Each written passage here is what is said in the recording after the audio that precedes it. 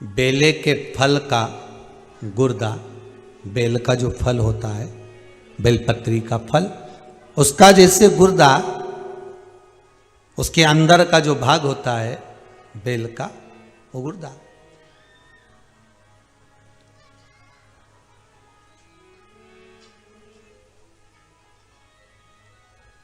उसको अग्नि में जलाकर उसकी भस्म तैयार कर कर छान कर जब जब आपके यहां विद्वान ब्राह्मण शिव जी का अभिषेक कराते हैं, पूजन कराते हैं, तो उसमें लिखते हैं पूजन के साहित्य में बेलपत्री, धतूरा, दुर्वा, ये उसमें नीचे लिखेंगे भस्म।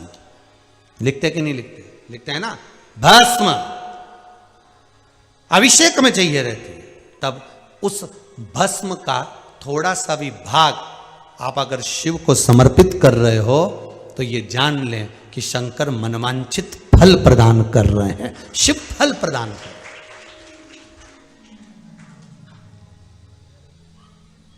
महाराज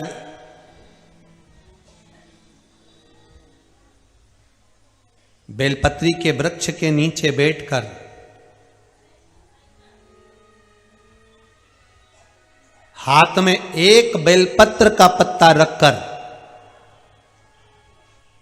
आप पंचाक्षर मंत्र नमः शिवाय, ओम नमः शिवाय या श्री शिवाय नमस्तुभ्यम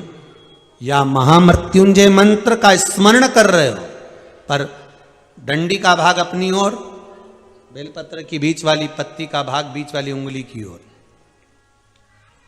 रखकर अगर आप स्मरण कर रहे हैं और अपनी कामना कर कर बेलपत्री के वृक्ष के नीचे बैठकर उस पत्ते को सम्मुख रखकर बाबा से विनय कर कर एकांत में उस बेलपत्री के वृक्ष की छांव में, बेलपत्री के वृक्ष की छांव आप कामना कर कर उस पत्ते को शंकर भगवान के ऊपर समर्पित कर रहे हैं, तो ये जान कर रखें कि पार्वती और शिव का मिलन करवा रहे हैं और अपनी मनवांछित फल कामना पूर्ण करवा रहे हैं। क्योंकि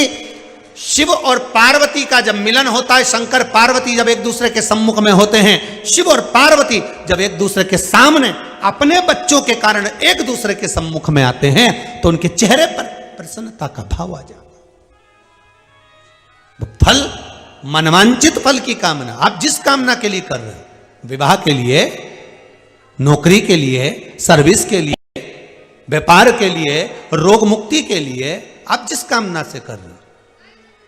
बस उससे कह कर कभी सोमवार का दिन हो, क्योंकि शंकर जी को सोम प्रिय है, सोमवार का दिन, चंद्र का वार शिव जी को प्रिय है, शिव जी को प्रिय है।